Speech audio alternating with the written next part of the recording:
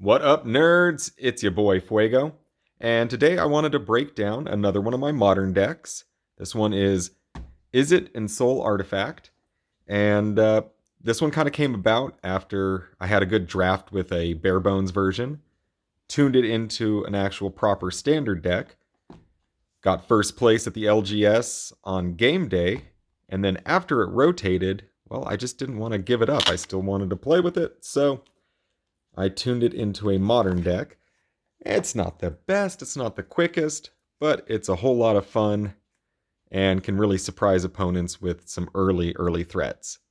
So let's dive in. So we're starting with Ornithopter. Clearly not the modern version, but it is a modern playable card. I just like having the oldest version possible.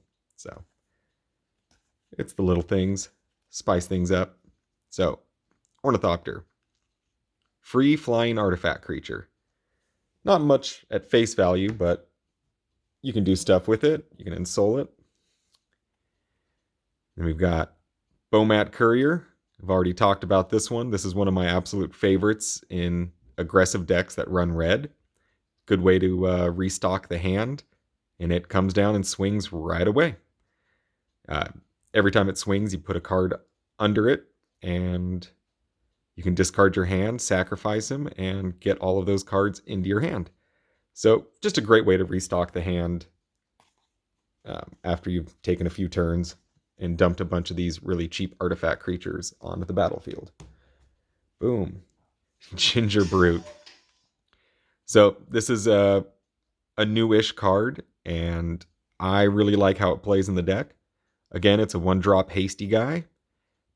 And you can make it so he can't be blocked except by creatures with haste.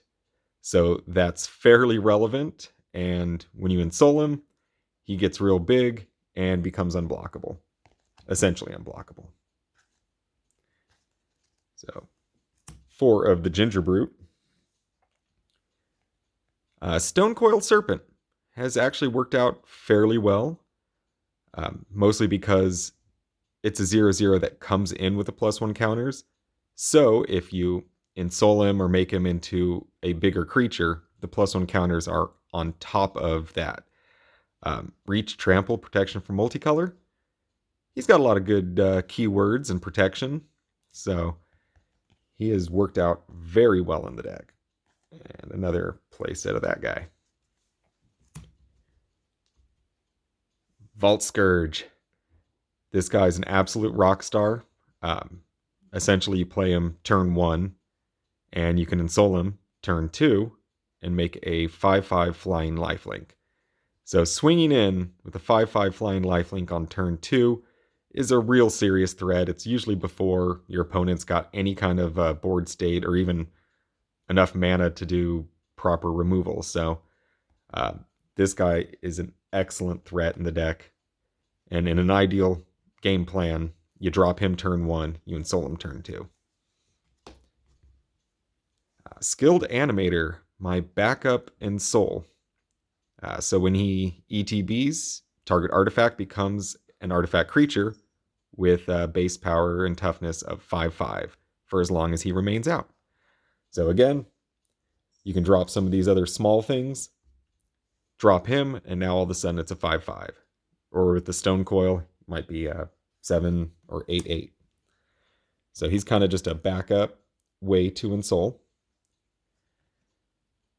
Thought Monitor, haven't gotten to try it out very much.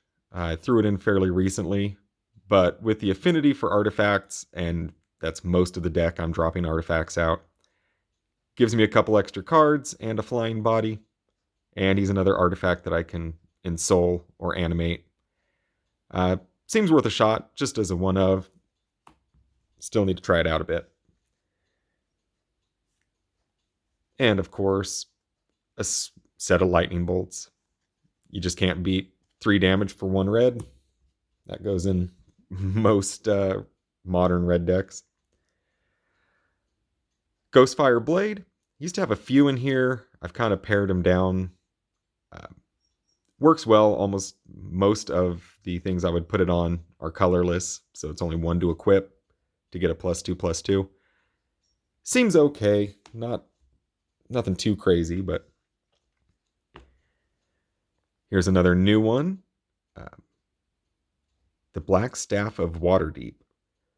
So it's not quite as efficient as just Ensoul Artifact, but for 3 mana, you're going to make something of 4/4. And yeah, then it's another artifact to help trigger the artifact theme. So I haven't gotten a chance to really play many games with this in. This just went in, so we shall see how it holds up. And if it works really well, maybe I replace something else with another copy or two. And the real star of the show, the reason for the deck, Ensoul Artifact. 2 mana, boom. Artifact is now a creature with base power and toughness 5/5. So it retains all its other keywords, it retains its +1 counters, it just becomes a base 5/5. So being able to Ensoul something on turn 2 and have a 5/5 flyer, or a 5/5 flying lifelink, or a 5/5 haste is unblockable haste is really nice, and it can really run away with the game. So if you Ensoul something that's got some evasion, you can start getting a lot of damage across, putting the clock on, and they really, really have to deal with it. And then if they do deal with it, you can always respond by shrap blasting whatever artifact they're trying to get rid of. Boom, 5 damage.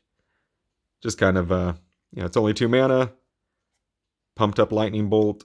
I always have an artifact that I'm willing to give up for 5 damage.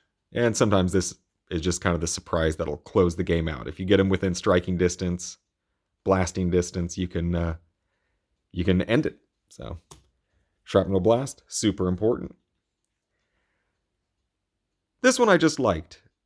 I did have a slightly different strategy with the Springleaf Drum, where I was tapping all of my creatures, whether they were attacking or not.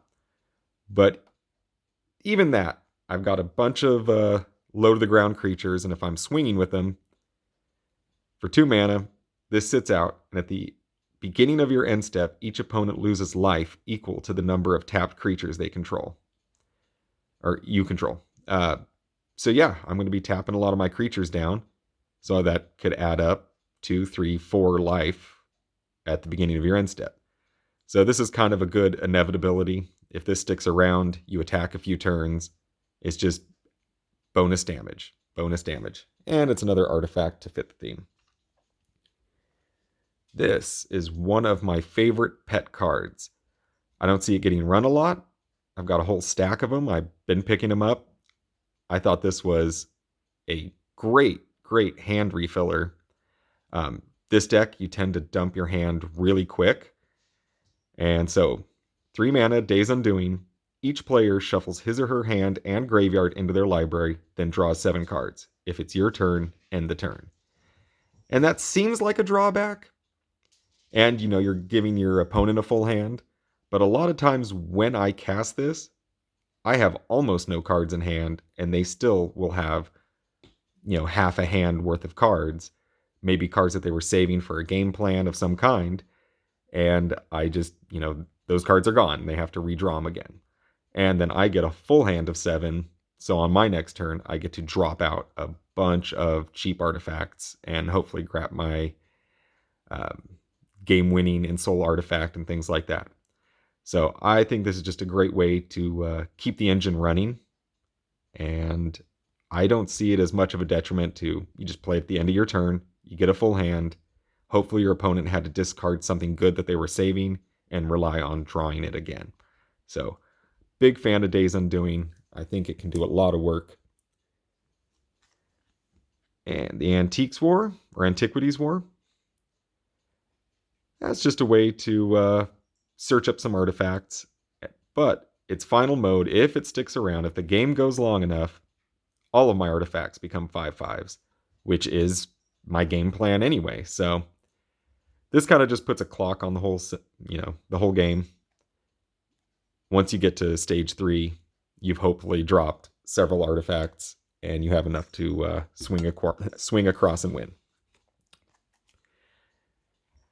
Urza Saga, another new addition. Colorless, get a construct that gets +1 for each artifact, and tutor up an artifact. A little more powerful in Commander. Here, I haven't gotten a chance to play many games with it in here, but the construct seems good, and I don't have to worry about color too much. I've got a lot of artifacts, so the colorless is fine. Darksteel Citadel. This is a fun one to Ensoul. Indestructible land, comes in untapped, and it's an artifact. Bam, Ensoul it, it's a 5/5 indestructible. Feels good, hard to deal with. This is a lot of times my game plan, Ensoul it and attack on turn 3. So, big fan of the Citadel. And it counts as an artifact for when that matters. Scorched Desert. This is just kind of a fun surprise one. Just gets you an extra damage. Colorless mana, comes in untapped. I was running 4 of them and ended up replacing it for a little more color consistency. But I think it's funny just to, turn 1, scorch him for 1, play a Bowmat Courier, hit him for 1, and all of a sudden it just seems very aggressive coming out the gate when even your land is dealing or pinging for damage. Big fan of the pathways. Love the flexibility. I don't have a lot of double color requirements in the deck, so, whatever I'm missing in the hand or on the field, bam. Red or blue, whatever I need. Gotta have the pathways. Scalding Tarn. Gotta have it. It's the modern fetch. That's what you need. And I clearly need 2 or 3 more. But hey, there's one. Prismatic Vista. Same idea as the Scalding Tarn. Just as good. And then, of course, a few basics, because I can't be taking damage from all of the lands that I play. And that is my modern Ensoul artifact deck. It's a lot of fun. It's fairly flexible. It's got a pretty aggressive approach. And yeah, let me know what you think. If I'm playing something super wrong, let me know. And if you've got any suggestions for how to improve and up it, I'd also like to know. All right, you guys.